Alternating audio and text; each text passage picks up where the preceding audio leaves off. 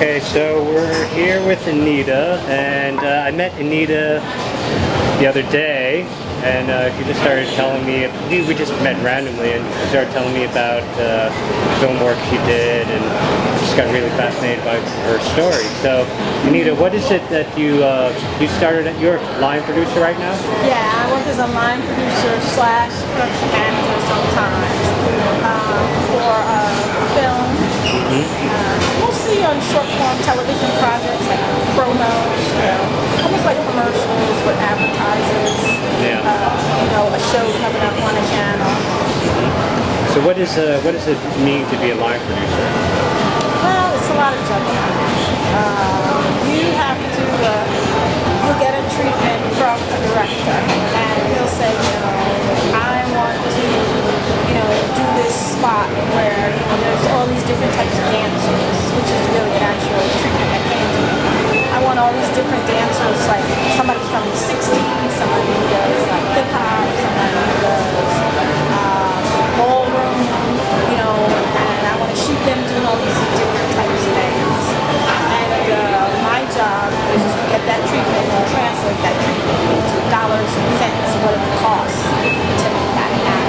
And then put all the pieces of the puzzle together to make it happen. So, whether it's hiring an outside company to physically do it, or me doing it myself, which means, getting the director, finding a DP, cameraman he likes, hiring that person, crew, location, assistant with casting, making sure we have a good wardrobe person, hair, makeup, how do people get there, how do people get home, when are we going to eat, putting all those logistics together to get to the finished project. So you have to deal with quite a lot of stuff. Yeah, like I said, it's a lot of pieces to the puzzle, and you put those moving pieces together to get the end product. Right. And so you're dealing with a lot of problem solving, you're dealing with a lot of personalities. And time constraint and money. Yeah.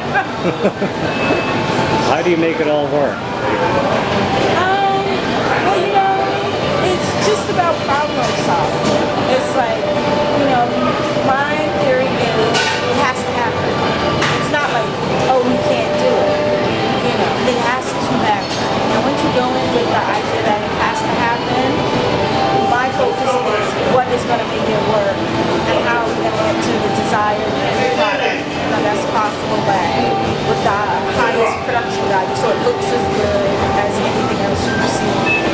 And that, I really feel like it's all collaborative, and if you come with, good energy and you're focused and excited about getting it done, then hopefully you can surround yourself with those types of people. And even when you can, you have to find ways to manage those types of people. And to me, it's like there's always, if one thing can't work, there's always got to be a bright side. There's something. There's something good. Okay, well this doesn't work, but obviously this is happening for a reason.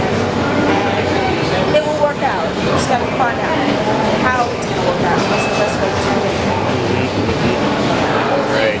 So when you're dealing with different personalities and trying to find the solution, do you find that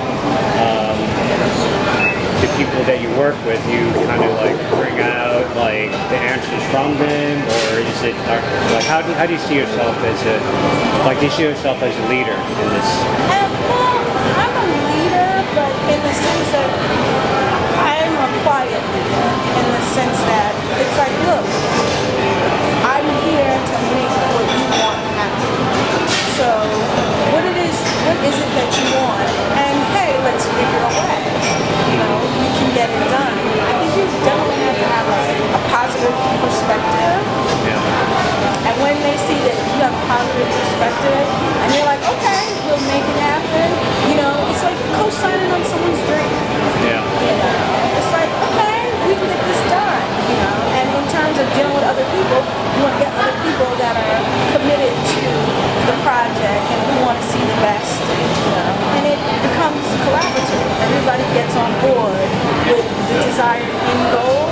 You just got to pull that out of people. It's okay. We're going to get this done. It's going to happen. It's going to be great. You just keep bringing that type of energy.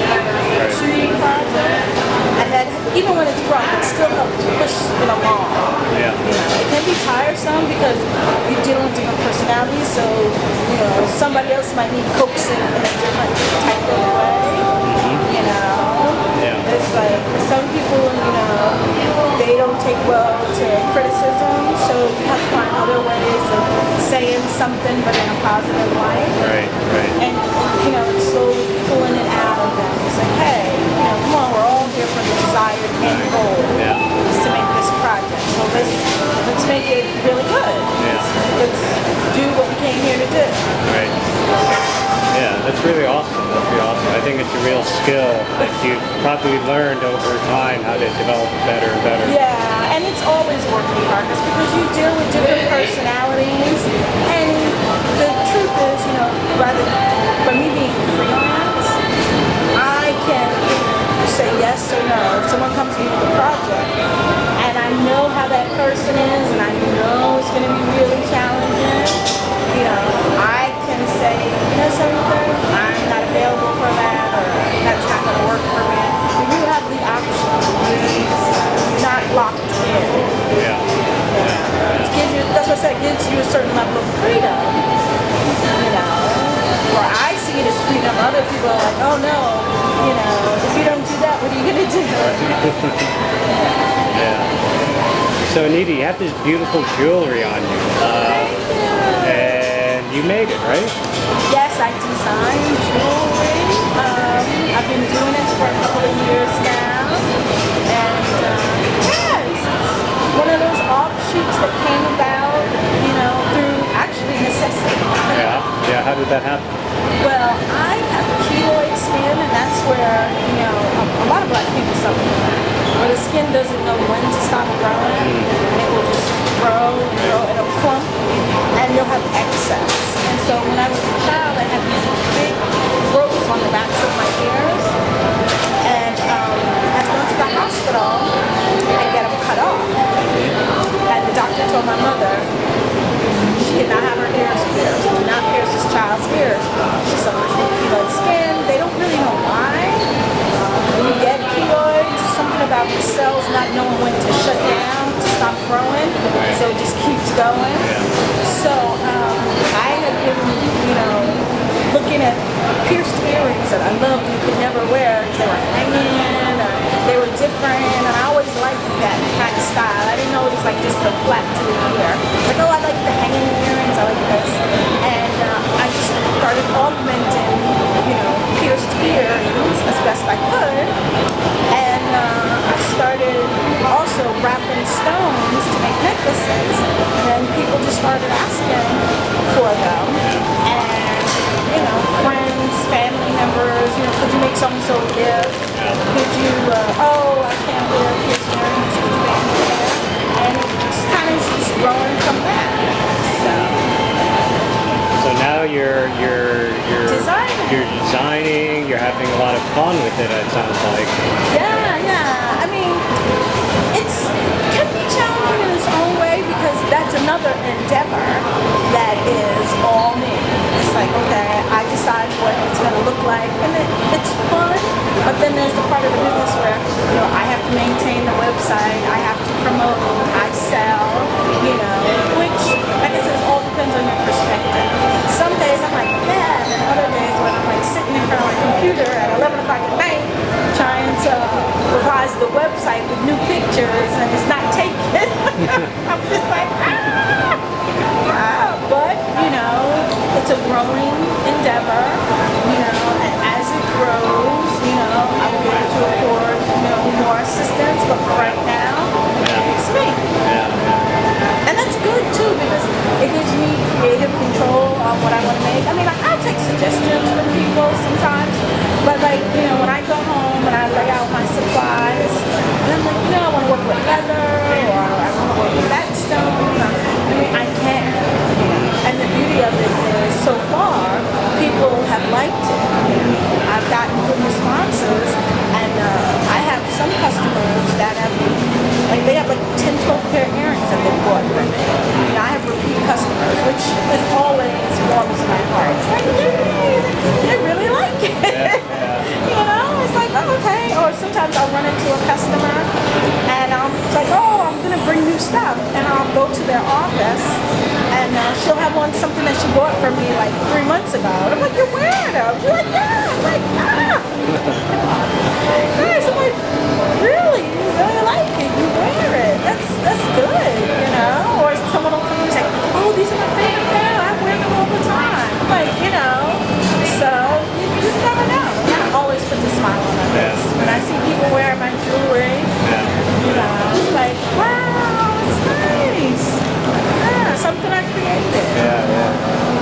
So you're moving from like sort of like doing a lot of like working with a lot of people. Now you're working more by yourself, but now you're sort of like creating your own business. You're being more the lead in like how the whole thing happens. How do you see yourself in like the next year or two? Like, well, I was able to get a celebrity to wear my jewelry on TV so far. This one woman, Carla, from The Chew, which is a show that comes on ABC daytime, and she has several pair of my earrings, and I've seen her wear them several times, so that's always positive.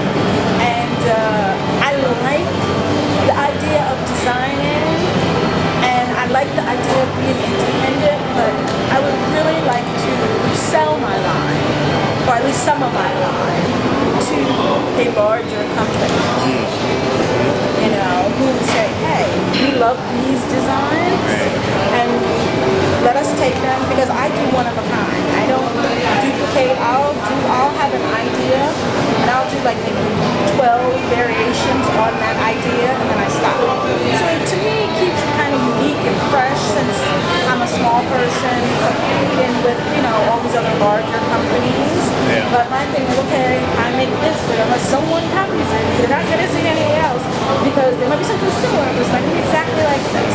And I think people like that. They really like that, which is good, and I like it too, because I can like have a brand new pair of earrings every day. It's like, I can wear a new pair of earrings every day. So I really would like to get my mind. One of the places, you know, that I keep envisioning in my head, and I keep putting it out there, is I see it in a store with a big sign and a display, and that they don't like mass produce it, but they do like limited editions, because I have endless things endless designs I can come up with. So if I could do that without having to market and website, you know, and I could just focus on the creative part of it, that would be great. Okay. Awesome. That would be great for me. Yeah. I like that. Cool. So, what advice would you have for somebody that wants to start getting into their own business, and they've been working a job, and but they have an idea about doing their own business? Do you have any advice from your own experience of like how to go about that? Well, I say don't give up your day job. Don't give up your day job until you feel you can cut it. I mean, because I still work freelance line producer, because jewelry is wonderful, but it's not at the level where I cannot take on projects. It's not there yet, and it may take some time. But the beauty is, if you're really focused, and the thing is, you gotta enjoy it. That's the first thing. If you don't enjoy it, and it's not giving you some level of pleasure, don't do it. It's not for you. And whatever you think is involved in having your own business, triple that, because that's the amount of work you have to do. Honestly, I mean, like, I have my jewelry in a store in New Jersey, and what happened was, a woman saw the line, and she looked at what I had, and she's like, well, I like these type of earrings, and I had a few of those, but I didn't have as many as she wanted. And so in order for me to fill the order, like I told her, I was like, okay, I will get it to you. Give me, she wanted it by a certain date. And I was like, I'm going to deliver before that. And I put my mouth on myself. So literally, I spent the whole weekend, like until 1 o'clock in the morning, creating stuff, creating design.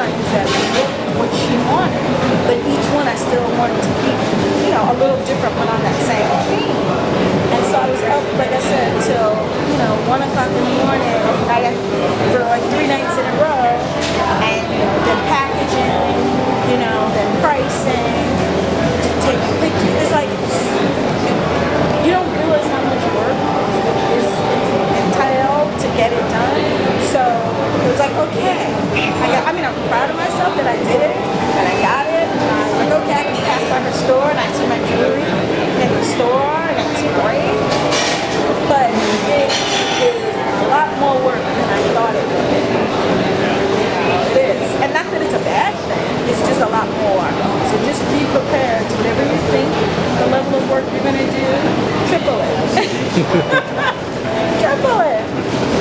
You know, because when you're starting out, I mean, unless you know you have family members or someone else that's interested and wants to help, a lot of it you do yourself.